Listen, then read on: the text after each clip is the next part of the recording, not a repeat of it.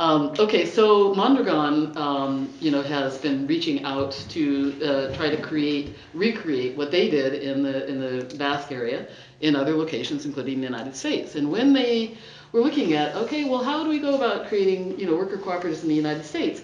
In the Basque region, you see, it's basically families. This is a deeply rooted culture, the Basque culture.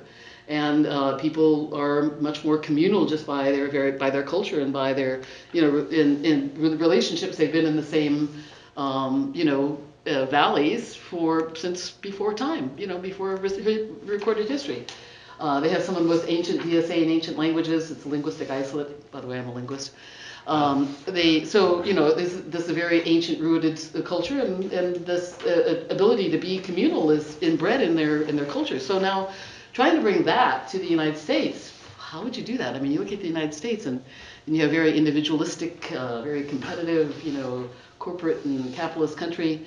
And so what they decided was the best way for them to approach American culture was they went to look for where is cooperation already there rooted culturally, and that's with the labor movement. This is where you find solidarity culture. So they specifically targeted the labor movement as their entree point for bringing cooperatives, worker cooperatives, to the United States. So, the idea that union worker cooperatives is not just like, okay, unions want to hop on board. It's actually they sought us out, okay? Because, cooperative culture is so important to actually making this work. And so where do you have it in American culture? It's the solidarity culture of unions. Okay, that's my pitch. So we're trying to do a little division of labor as to who's going to talk about what topic. So I was asking Paul if he would do a little bit of labor history. Yeah. I did an outline, which you can have here. But basically the importance of this is not to read every detail, but that the first 50 years of labor history was pretty much blood and guts.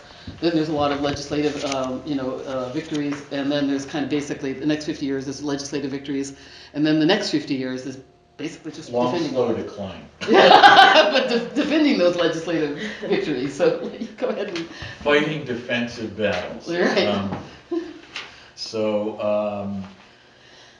Well, we have had a decline in membership for the last 60 years. So, not the IATSE, we're actually growing, but the labor movement as a whole.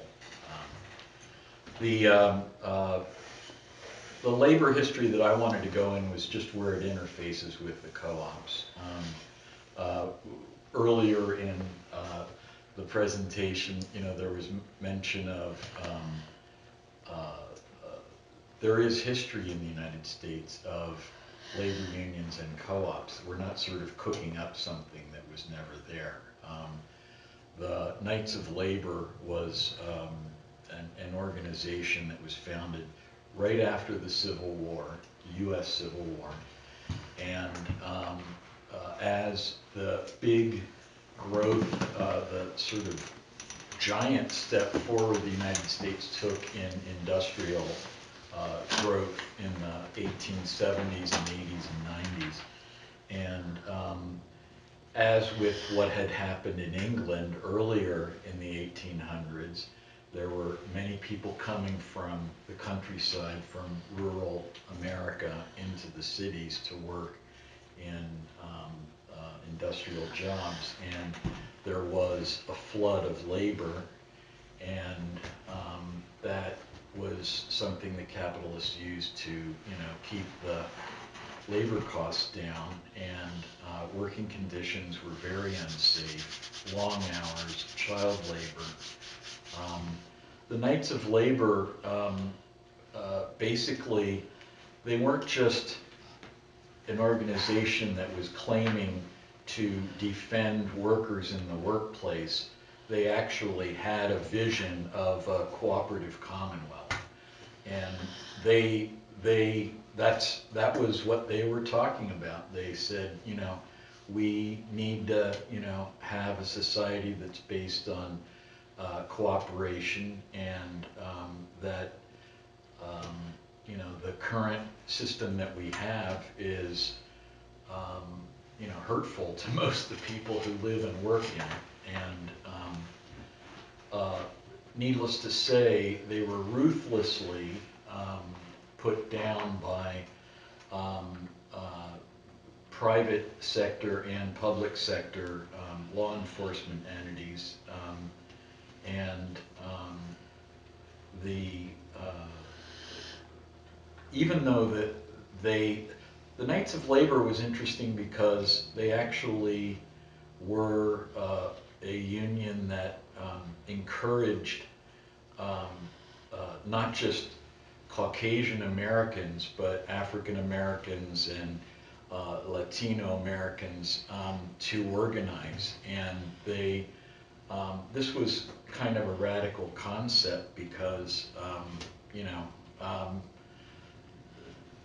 the U.S. was still racked by, major issues of racism and anti-immigrant fervor and everything. So they were kind of ahead of their time in some ways. The American Federation of Labor, which grew up after the demise of the Knights of Labor, was, by comparison, a much more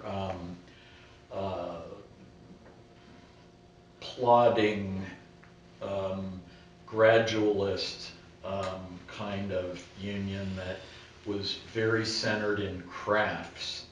And so, your specific craft would have its own union, but you might be working in the same building or next door to someone who is doing a different craft. So if I'm a machinist and I'm operating a drill press or a lathe, I may be represented by a different, union than the carpenter who's, 30 feet away, working with wood and nails and saws and hammers. So AFL was very different. AFL also did not have the same enlightenment about, racial equality, and so naturally the IWW was a response to the AFL's, the American Federation of Labor, to their policies and their approach to, to labor issues. The AFL did not promote and advocate worker cooperatives in the same way that the Knights of Labor had. I think my sense of the IWW was that they thought co-ops were where they wanted to go, but I didn't see them as a group who were forming them, in the sort of present, this is sort of, when we get there, that's what we're going to do. So anyway, the interesting thing that was also mentioned earlier is that among African Americans, the co-ops and mutual societies were actually a significant form of resistance to white racism and domination, and there were all sorts of things like lending societies and food co-ops and sort of time banks and things like that, where the African American community could create and maintain and retain some of the wealth that they were creating. Could you explain for some people maybe what a time bank is in case someone... Time bank is, say I'm good at mowing lawns and Liz is good at computers. We put in time into a time bank of working on someone who is also a member of that time bank. We do a job for them and we get back X number of hours, of someone else's labor. So I'm not good at computers. I've just worked 10 hours and I go to Liz and say, can I, have 10 hours of your time? I've got 10 hours in the time bank. So it's like a barter system. It's kind of barter. It's not really co-op, but anyway, go ahead, Liz. I'm talking too much. Oh, no, that's okay. She's looking at me anxiously. We're never going to get through this. My inability to not talk all the time, Sorry. Okay. Run with it. So, I slow it down all the time. That's okay. That's because I've talked so fast that people have a hard time, really understanding what I'm saying. So it's good to have it. So yes, we have a lot of shared history, and so during the time that we have all this, the blood and guts kind of period of the labor movement, and workers would go out on strike, they would create worker cooperatives. So worker cooperatives actually do have a very long history in the labor movement, way back to the Knights of Labor, which is like mid 1800s. And like I said, we have the shared values and the solidarity culture. So that's the point of that. Now, the next few slides have to do with because most people, like groups like this that I speak to, really don't know that much about the labor movement. And so I do a couple of slides on how it's organized, because labor movement is actually very complex. And when they say, "Oh, labor movement," it's as if it's some sort of homogeneous, organization, and it's not. It's very complex. So I just want to mention that we do all sorts of different types of work.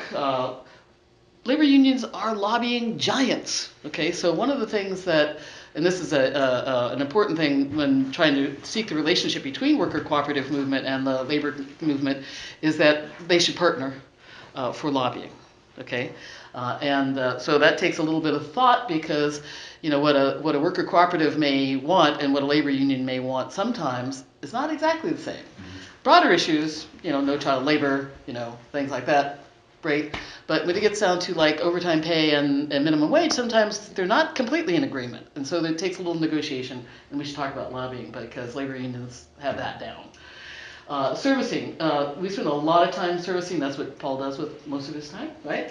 Contract negotiation, stewards, doing grievances, arbitrations, and running elections within the union, because unions are all democratic. Okay, every union is a democratic entity, governance. Organizing. Organizing is my passion in life.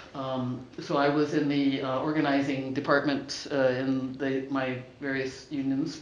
And so we do organizing campaigns, contract campaigns, strikes, and workplace actions, which is all different types of work. You think of the labor movement as only one thing, but it's a lot of different type of work. Okay, so any questions? Comments?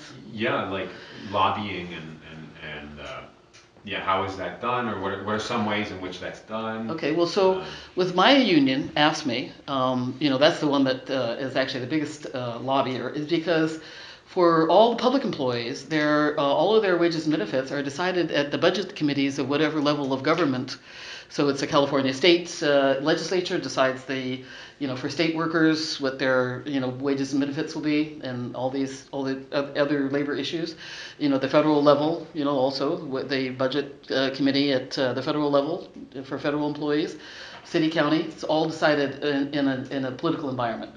So that's the biggest piece right there. But then also that's why you're involved in the Democratic Party, right? Is things like getting laws passed, getting favorable electeds elected. That are favorable. I mean, right now you can see in the Trump administration we're getting a head of the Department of Labor who's anti-labor. Mm-hmm. That's going to be bad. Elections have consequences. They have consequences. It's going to be bad. Okay, so that's something that we would love to talk about later. Well, you can see that, and that's what part of the handout is. You can see the list of legislation that's been passed, and we need to defend that, right? So if you have a Department of Labor, the head of the Department of Labor is actually trying to tear down all labor law. It's not a good thing.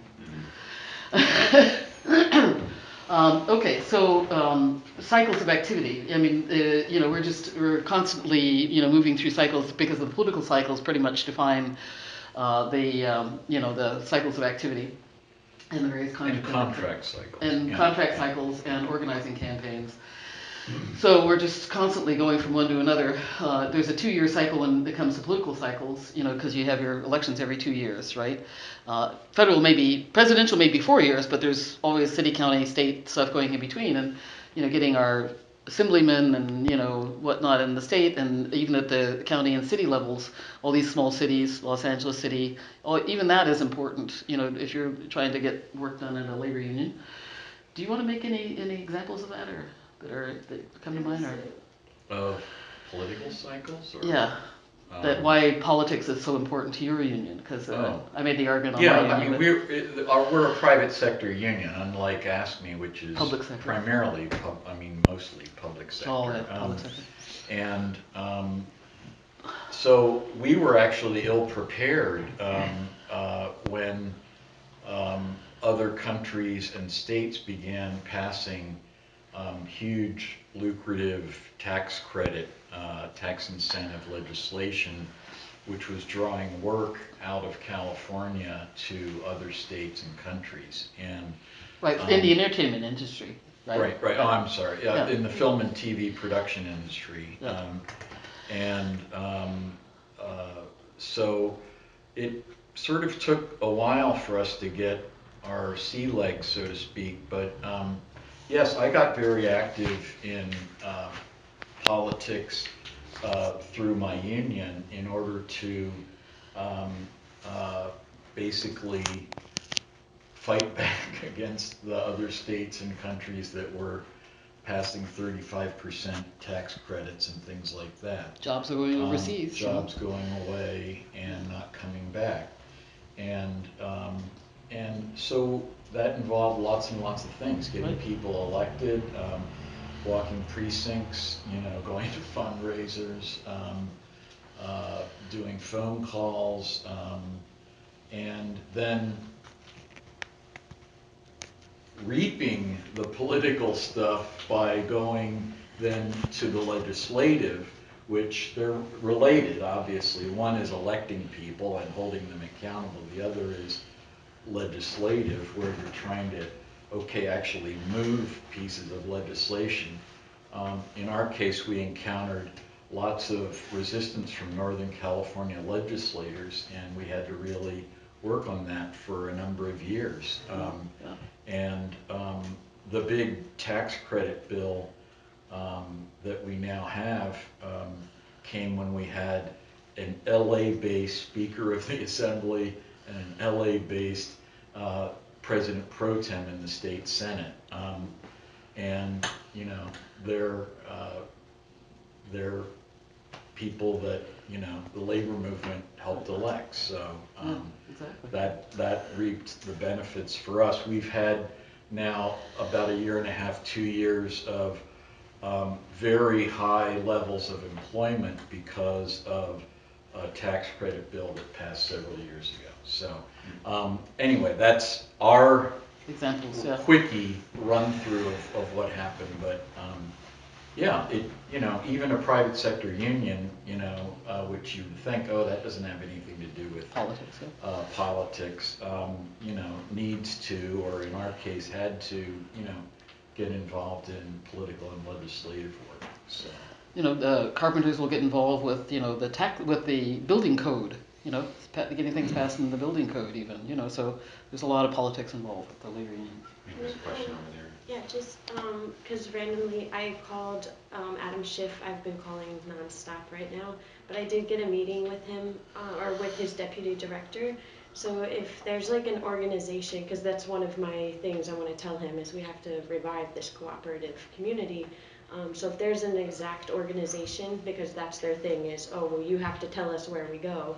There's a whole program of advocacy. I would love to connect with either of you. So yeah, I have some actual groundwork. Definitely. Thank you. Yeah. There's a whole program of advocacy with that documents have been developed and whatnot. Through it's the SELC as well as the Sustainability Economic Law Center. The Sustainable Economies Law Center is one of the spearhead groups in the state of writing and passing legislation, and they have been very effective so far at city and county levels in the Bay Area. We're hoping to replicate that here, but yes, at the state level there are some things that are in the works. So, Mr. Bloom is and my then next the federal office, so. SHIP is federal, so yeah. Yeah, it's one, Yeah. when I was thinking about like, what would be the ask of a group like this is please get involved with us with regard to advocacy around worker cooperatives. Yeah. I'll skip right to, I was going to do that at the end, but I'm going to skip right ahead and say that's one of our asks, one of our, yeah. Our sense is that this is some place that, we would share some common ground, and that might be something that people here have some interest or skills at, obviously. Right. So now the types of worker cooperatives that unions might get involved in is really dictated by the type of labor union that they are. So you have trade unions, which are like the carpenters, the plumbers, things like that. The types of things they get involved with are going to be different from other types of unions. It's not an obvious fit for a public sector union, and my little article, addresses that a little bit.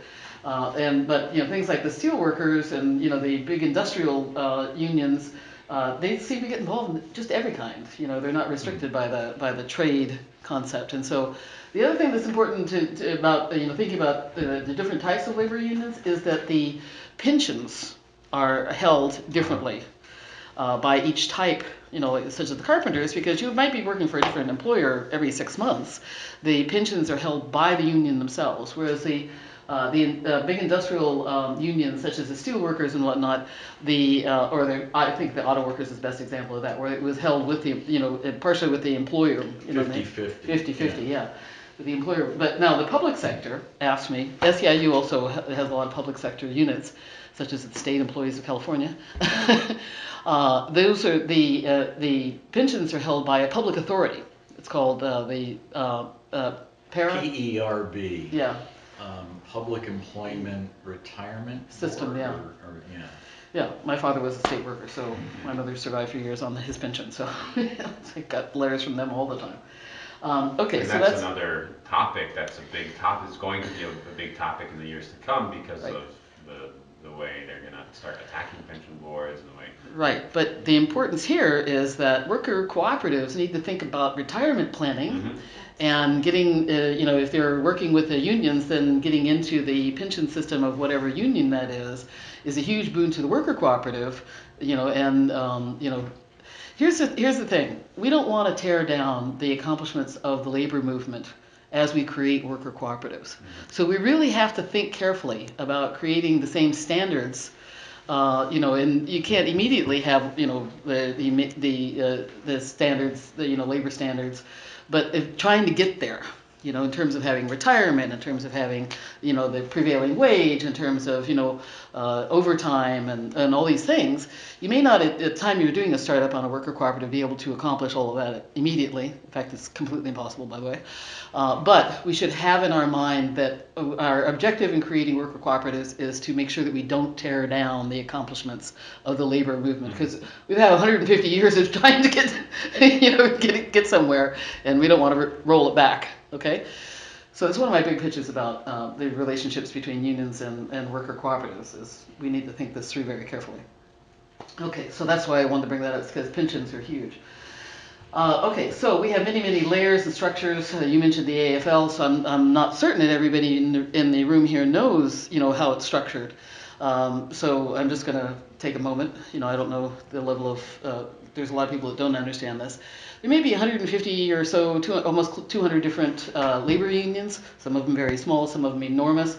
But there's two big federations of unions. So the AFL and the CIO and the Change to Win, coalition are not labor unions themselves. Is that clear to everybody? Is everybody? Yes, they are federations of unions. Okay, so they're a very thin layer at the top that just coordinates activities and actually helps regulate relationships between unions. So part of the constitution of the AFL-CIO has like a non-compete, essentially, clause. And how to raid another union. Right. There's certain rules about that, and then, within the labor unions, such as the AFSCME, my union, is the largest AFL-CIO union. We have like 1.6 million. We're about the same size as SEIU, which is the main player in the Change to Win coalition. They pulled out of the AFL-CIO, and I hope Andy Stern rots in hell afterwards because of that. Because he's the one that did that. We just didn't need to break down in unity at this point in history. But okay, we got two different federations. And what does AFL stand for? American Federation of Labor, and then the CIO, which was a more radical organization. They came together. That's the Congress and Industrial Organizations. Yeah. And I think it's after their merger that we kind of hit the skids and started going down, actually. But okay, so AFSCME, for example, is divided into like councils, which are more or less like state, groupings of locals. But the basic unit of all labor unions is the local, right? And so the International Union AFSCME is the one I work for. I work at the national level, even though I'm here in Los Angeles. I'm an employee of the national AFSCME. And we have about 3,000 affiliates. Now, I bring that up. The reason I bring that up is because Mondragon is a network of worker cooperatives. And I want people to think about this. Our objective is to create a network of worker cooperatives here. Okay, democratically run, just like in Mondragon. But we have a democratically run institution, which is labor, because it's a network. And when you think about this, I mean, it took me a minute to like grasp this too, is that we really have a democratic institution that is a network of workers and is democratically run. See, so now, but the flip side of that is that there's a lot of problems with this in labor movement. It's enormous, and so when you have an enormous organization, which so many different layers, some of that real democracy gets lost in that hierarchical relationships. Okay, and I don't want to get too critical of the labor movement because it's really our last defense against the egregious abuses of the capitalist system. So don't want to be too critical of it, but there are a lot of problems with that democracy, being truly democratic, with so many layers and so enormous. So as we grow a network of worker cooperatives, let's learn from the good parts and B, the bad parts, the good, bad, and the ugly of the labor movement. So you really have to get in and understand the labor movement to really kind of what's going to happen to our network of worker cooperatives as we grow and become layered and national and state level, layers and very complex, because we're way bigger than the Basque region of Spain, Okay, so that's like a cautionary tale of, yeah, we do have democracy, but there's lots of problems too. And so I gave some examples of the numbers. The other side of it is there's an enormous number of people in the labor movement. I mean, this is just a sample of bits, just to give you the sense of size. Do you know any kind of numbers on like how many people are in the labor movement in unions in the United States? I didn't get that number. Overall, yeah. 6% of the workforce of the private sector. Yeah, 11% if you include the public sector, AFSCME and things in SEIU. Yeah. I don't know the total. Historically. It Yeah, was down from 30%. 35% in 55. Yeah. But I didn't include the number of, and I should get that, like what's the total number, okay? But I gave some samples of, look, AFSCME alone has 1.3 million people and 3,000 locals or affiliates, organized essentially as a network, right? This is the type of structure we're talking about for a worker cooperative network. Okay, that's what that's about. It's just examples of that. Okay, so why worker cooperatives? The why of worker cooperatives is that if you read Marxist theory, the cure for capitalism is to return the means of production to the worker. So when you're dreaming about, that society, what would that look like? Guess what? It's got to be a worker cooperative. That's the only way that actually happens. So worker cooperatives, as far as I'm concerned, are the cure for capitalism. And a lot of people confuse capitalism with business, with enterprise, with just economy in general or having wealth. It's not. Capitalism is the exploitative relationships. Okay, so when people talk, the common people who have not studied, people like Richard Wolff talk about capitalism, they're thinking the entire economy. They're thinking anything that has wealth, anything that has money, anything that is a business enterprise. It's not. Okay, it's exploitative relationships. When I talk to groups that are not as, you're reading Richard Wolff, so you're already a little bit sophisticated with economic theory. I point out that by changing the relationships of creating worker cooperatives and taking back ownership of our own economy, we're going to address many other political problems. So I've been active around things like getting money out of politics, environmental issues. These are all extremely important political issues for me. And the sovereignty over our own labor power and people over profits.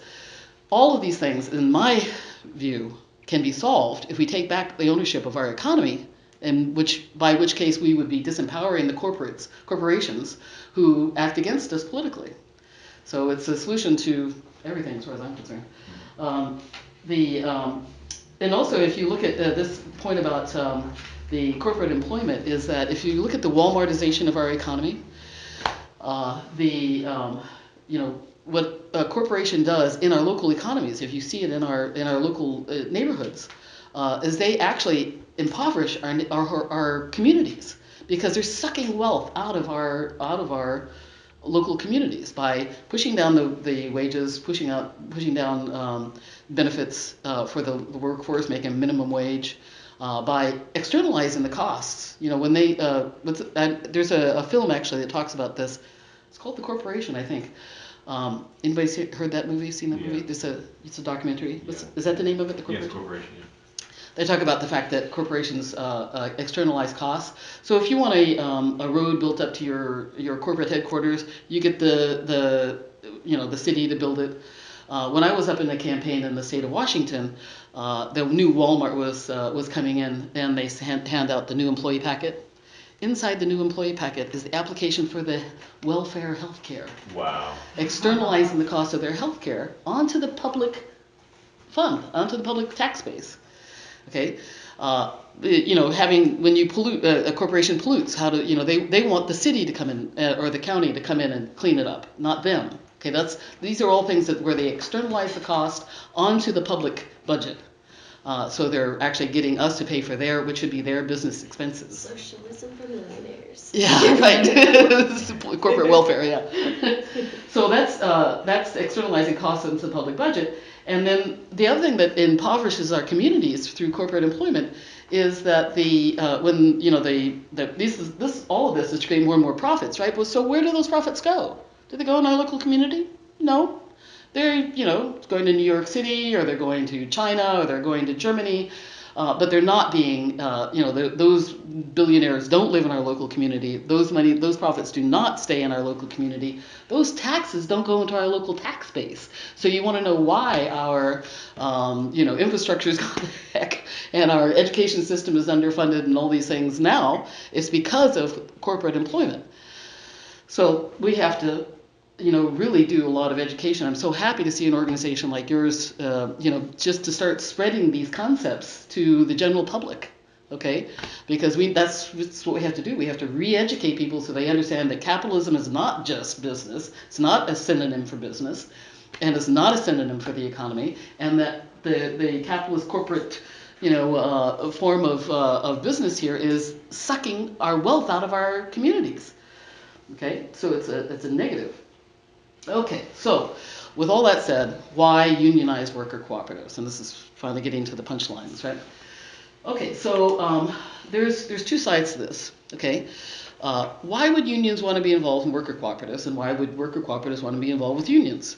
It's not an immediate marriage because basically the labor movement is so far down the rabbit hole with a particular a way of fighting for workers' rights that their worker cooperatives are not even on their radar. Okay, and I'll say that quite specifically, they're not really interested in this right now. Okay, although there's a growing number of us in the labor movement keep talking it up, there's no really big effort for American labor movement to be involved with creating worker cooperatives. Okay, now the thing is that the labor movement, ever since the merger of the AFL-CIO, essentially, right, has been locked into an adversarial relationship between employer and employee. So the capitalists make all the jobs. Labor movement does not. Okay. Now, if we're locked into that, and this labor law, the NLRB labor law is actually written this way: capitalists create the jobs, and then the labor movement just fights against the bad jobs that the capitalists create. You read The Art of War, and you let the enemy define the battlefield, and that's a formula to lose. Okay? In my theory, that's why we've been declining in membership. More so, everybody's got way more detailed analysis, but I think fundamentally that by staying with that particular model of the adversarial relationship of the employer and the employee, and basically we're defined as the employees, only representing the employees, that we have a formula for failure. And that's why we've been declining. So there's the advantage for the labor movement if we can, reach out to enough labor union, folks and get them to see that worker cooperatives are going to be a solution to that particular problem. We need to take back agency for job creation, make good jobs to begin with, and spend more money at that. We spend millions of dollars fighting against the bad jobs that they create. Couldn't we redirect something at that? Now, why hasn't the labor movement done that yet? And I'll tell you, it's because the scale of worker cooperatives is minuscule. We're talking about 5 guys in a bakery, 20 guys in a shop someplace. The labor movement, like AFSCME, I run, I've been in campaigns where we've done 8,000 workers here, move on, 3 months later we're doing, 10,000 workers there, let's see if we can get these, huge units, right? They're not looking at 5 guys in a shop someplace, okay? So when we're talking about labor, to labor unions, we should be very much talking at the local level. Most all the rest of the worker cooperative community keeps saying, "Oh, let's go talk to the head of the AFL-CIO, or the head of the, the AFSCME, or the head of the UAW, who came to our worker cooperative conference in Cincinnati, the former head of the UAW." So it's not like individuals are not interested in worker cooperatives, but it's just the scale is wrong, okay? And it also takes an enormous amount of effort and an enormous amount of time to actually successfully create a business. You have to stick with that over, the usual business is not even profitable for 3 years, 3 to 5 years. So labor unions don't stay with the project, quite that long, actually. The big campaigns that I've been on, we're talking about 1 year and you're maxed out and, you're usually done with the campaign. So just the way that they conceptualize things and the scale that they go to is just not, worker cooperatives is not even on the radar, okay? But so we have to really reach out to very local labor unions.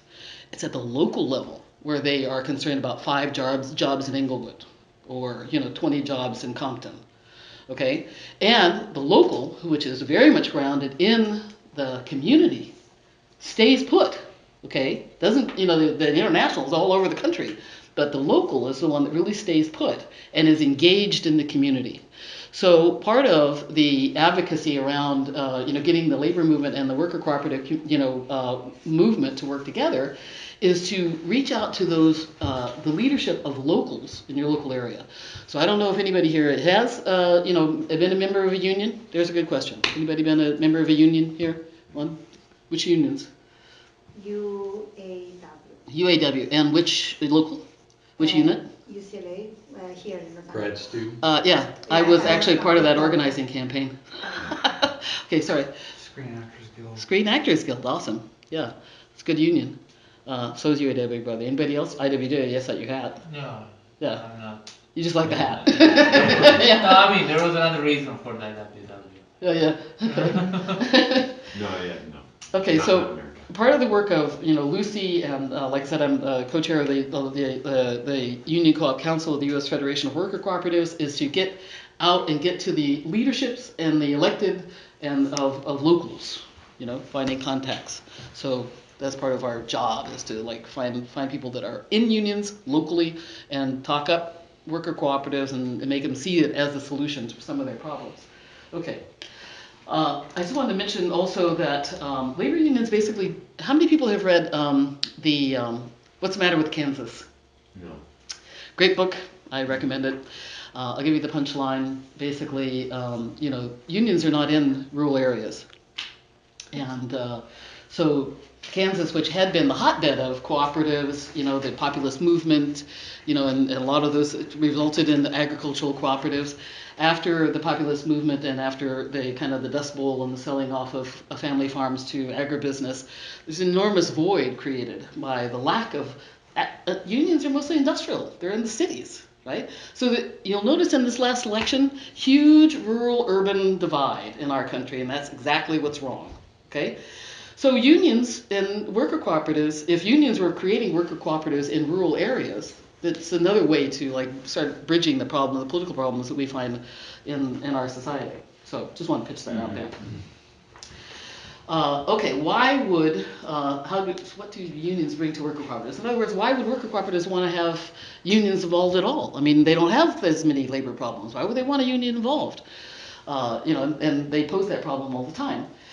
Well, we've seen this in our own work because, when we were organizing the Vermont Gauge car wash, we didn't have to like train them on how to be cooperative. They just got it already because It was a union crew. Yeah, they've been a union unit for like 6 or 8 years. They know how to run a democratic meeting. They have solidarity with their coworkers.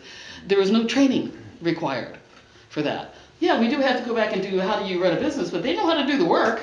So they got 2 out of 3 pieces of what it takes to make a cooperative just by the fact that they're a unit, a union organized shop, workplace. Okay, so all we have to do is like teach them how to do bookkeeping and, permits and licenses, which is not their thing. And you got it. So you're like 2/3 of the way there already before, when you start a worker cooperative from scratch, you got to do all of this. Okay, now there are like $3 trillion or something, I think I've heard that number, of businesses that are owned by baby boomers.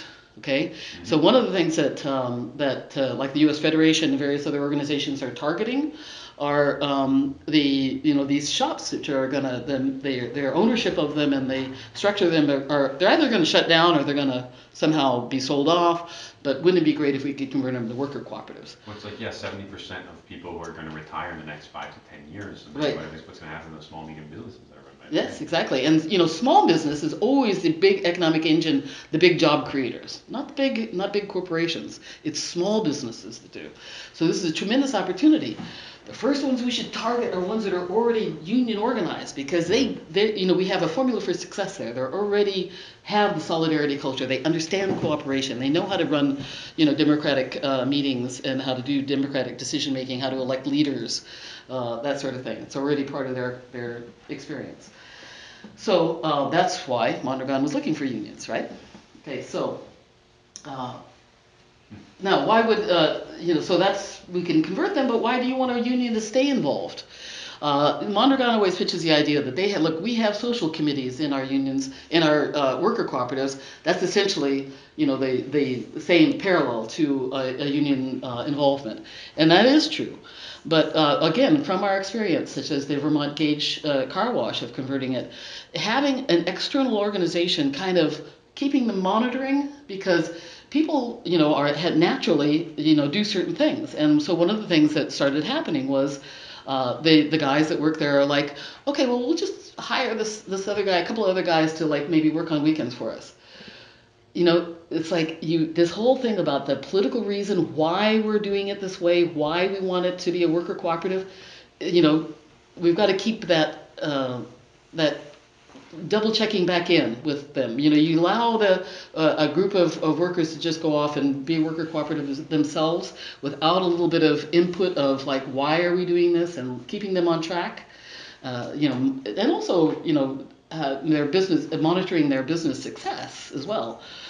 Then people can go astray. So there's been a lot of worker cooperatives that have demutualized, and that means that they revert and they are no longer a worker cooperative. So one of my favorite examples of that was an organization called Good Vibrations. Anybody know Good Vibrations? No. Okay, it was a worker cooperative that was created in the Bay Area, and they had about, I think, 5 stores. They were a pretty big, one. It's an adult toy store. Yeah, it was great. Fantastic. Good Vibrations. That's great. One of the great institutions of the Bay Area. Unfortunately, they demutualized.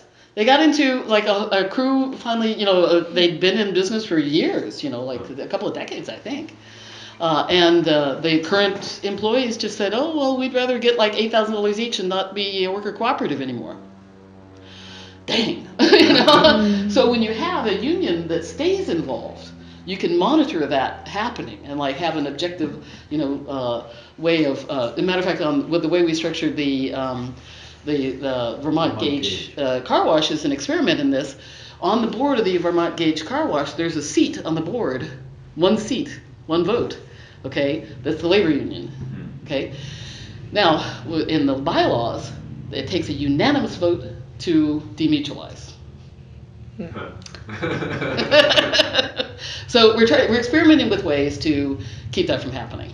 And part of the legislation that has been in California, the new legal entity of worker cooperative, there's various other experiments in preventing the demutualization in that law. Some of it controversial. I don't know if you've had you should do a discussion about that law, because and go through it bit by bit in your group, because there's a lot of debate about how that was done within that bit of legislation. Not everybody's very happy with it.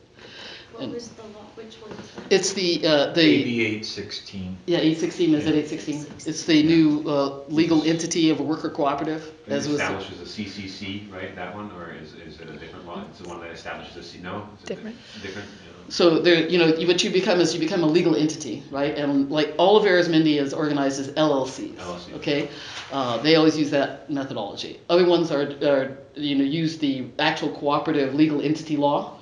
Well, then the SELC, the Sustainable Economics Law Center, was the one that coordinated the effort to create yet another business entity called because like Inc. is a business entity, Mm-hmm. right? Well, so this is a different business entity, which is a worker cooperative. Okay. And the way they wrote the law has certain controversial elements.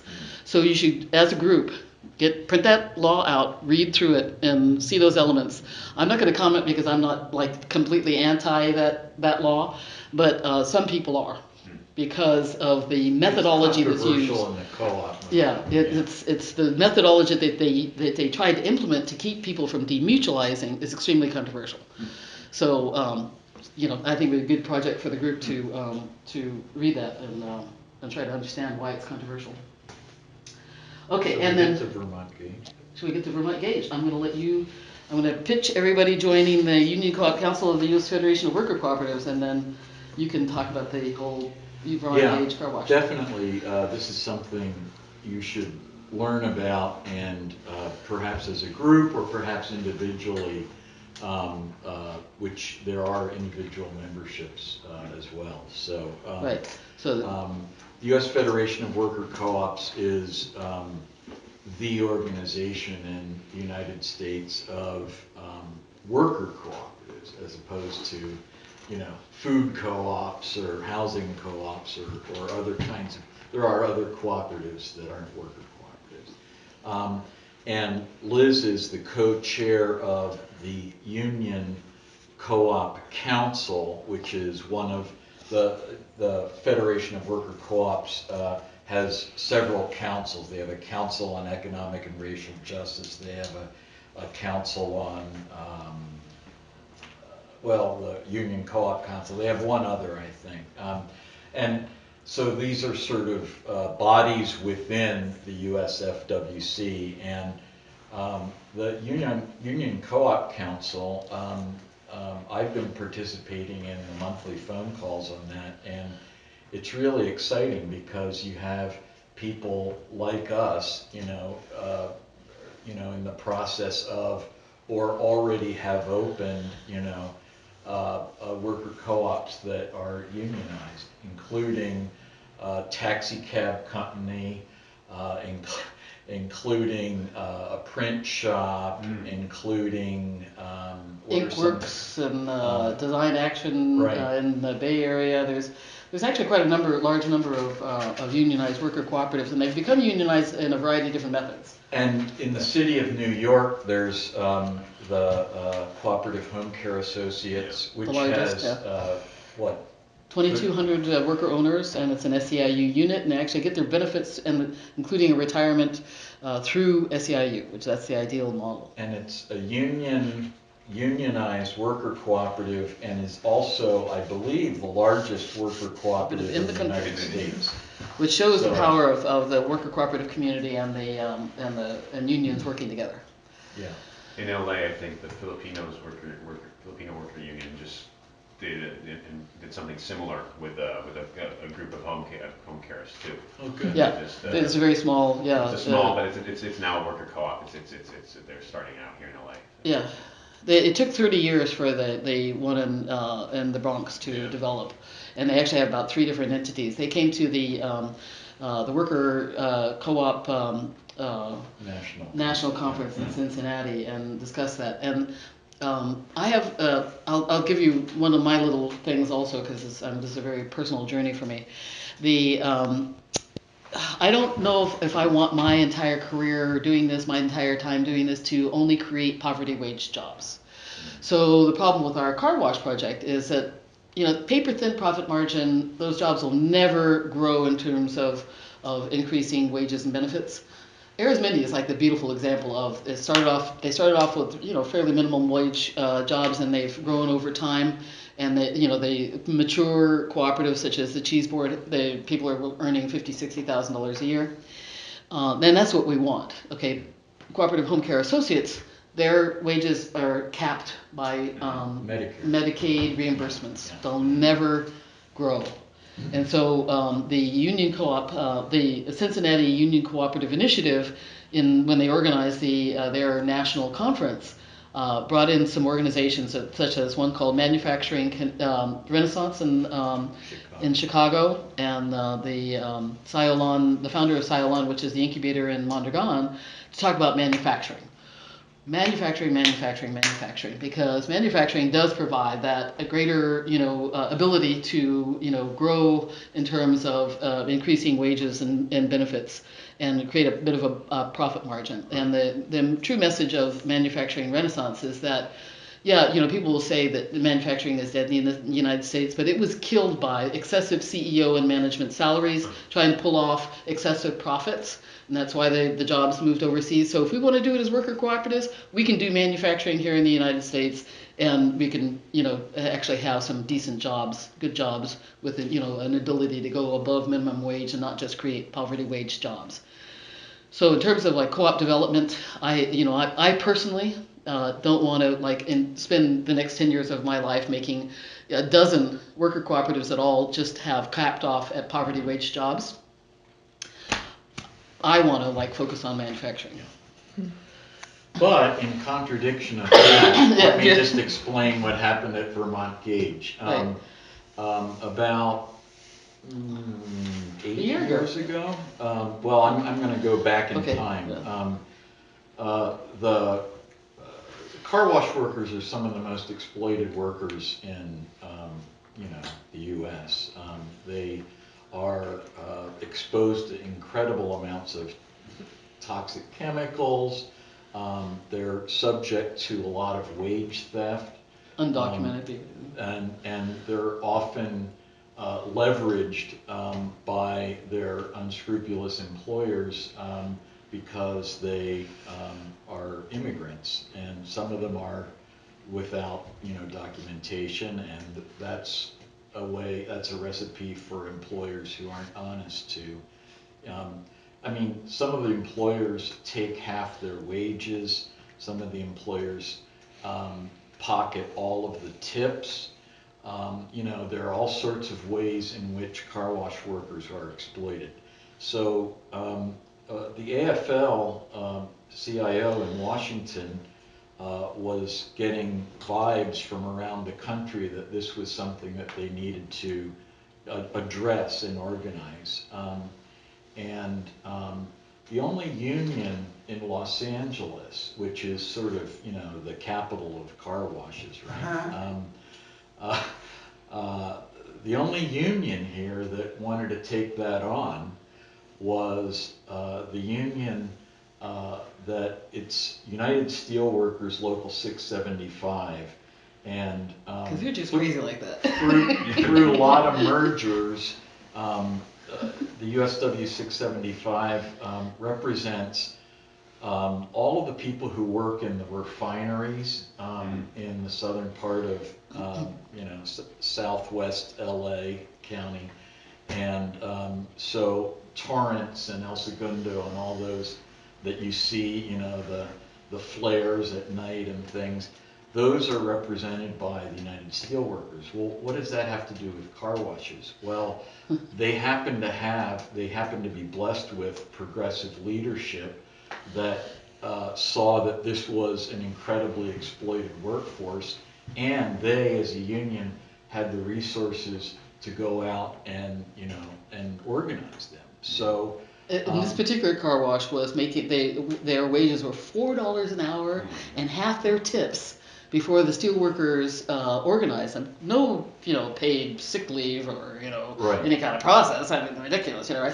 That gauge was the first car wash that the USW flipped that got a union contract. So the world's first organized car wash. Vermont Gauge. So they as a workforce have had a long history with struggle and with solidarity, and they back each other up. They take care of each other.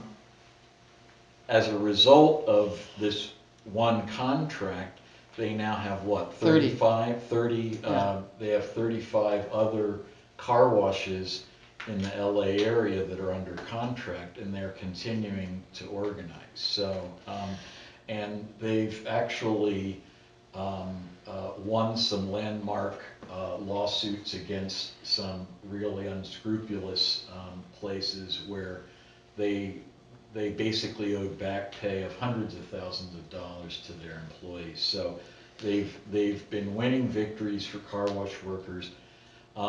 The car wash at Vermont Gauge, which you should all go to. Please all get your cars washed. Was run by a single owner who was. She came in one day and cleaned out the till. Yeah. About a year ago. I Came in, cleaned out the till, and took powder. Left. Owing rent, owing back wages, so it's wage theft, and owing her vendors. She so this owned is all theft. her suppliers. Yeah. She owed the landlord who owned the physical, car wash property. How unscrupulous. So the workers, at first were like shocked and surprised, but they quickly recovered and said, they went to their union and said, well, what if we took this over? We know how to do the work. Well, they started as a benefit car wash. They were like, because they all of a sudden you have 15 jobs, 15 guys without a job, right? I mean, this is also what's happening when, the other companies, with the baby boomers, start retiring. There's just going to be like 20 guys out of a job, 15 guys out of a job here, there, and everywhere. So here you have a car wash, and there are now 15 guys without a job. So they started doing benefit car washes. So they go to a church, and hold just have a car wash like a fundraiser. Well, then, the steelworkers who have been participating in the Los Angeles Union Cooperative initiative helped them come up with, lease that they're the same facility that they had been working at, and actually go back to doing the car wash first as a benefit, okay, back at that car wash, that same location, and then convert it into a worker cooperative, and that's what our LUCI project, our first LUCI project. And the workers, elect their leadership. They oversee and make decisions about spending. One of the really generous things they did was they've given LUCI a office in their, tiny office, but it's our official office.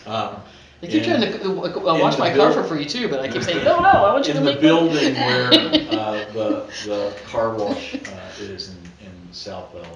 Yeah. Did they took over the same facility? Yeah. So did they use, because Wolf talks a lot about in his lectures about you employing eminent domain, and that could be a model that could be used by other shops that are currently businesses run by the baby boomers who are set to retire, that are going to go, I'm just going to sell this business or just close it down and then put 20 people out of work or whatever. Absolutely. Yeah, absolutely. I mean, this is sort of a conversion in a way, Right. but a conversion that happened because of a previous management that was, Unscrupulous. unscrupulous.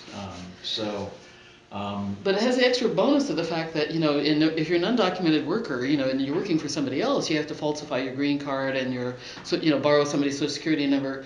If you're working for yourself, you don't have to do that. So you're not breaking any laws. Yeah, and Gary Holloway, when I talked to him, he told me that was the reason why they incorporated as an LLC, because the CCC incorporation actually doesn't have language to protect them in that same way that LLC does. LLC does. Yeah. Yeah. So they're, by becoming a co-op, they not only have taken control of their jobs, but they've also now all have legal employment. So, and nobody can blackmail them or leverage them. So, there's actually now 2 union worker cooperatives in Los Angeles. The first one was Pacific Co-op Electric, which came out. I was doing talks there about worker cooperatives. We started off with about 15 people, and they had 15 different ideas to start a worker cooperative. 15 different worker cooperatives. But the guys that ended up doing Pacific Co-op Electric are the ones that they only went out of that series of presentations. We went on for like 8 or 9 months, doing presentations on how do you start a worker cooperative, and those guys are the ones that followed through and actually created, finished their project and created Pacific Co-op Electric. So, and they're an IBEW unit, okay? International Brotherhood of Electrical Workers. And the way that they became unionized is they went, I kept encouraging them, let's reach out to the, because I always want them to, think about their retirement. I'm getting close to retirement age, and so now I know how important it is, okay? And so, I was encouraging them to, if you're going to do, electricians cooperative, let's reach out to the IBEW, and they did. And so they're a unionized worker cooperative, but they pursued the union, right? Whereas with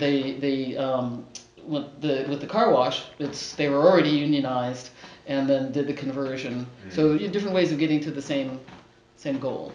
But LUCI has other projects that are in various phases of development, but we're not going to talk about them right now. And hopes for projects too, because Paul is in the entertainment industry, so the ones that he conceptualizes are focused around the entertainment industry. I want to have some worker co-ops in the film and TV production that's why industry. I don't work in reality TV, because I'm like, we cannot compete with Time Warner and Disney, and it's not going to change until we own our own studios. And the terribly exploited sector and that is the graphics, is FX and CGI. Effects. It's like you work 16 hours in a dark room and they're like, go back to work at 8. Yeah, which is why one of my friends is actually working in Vancouver right now. Everybody had to.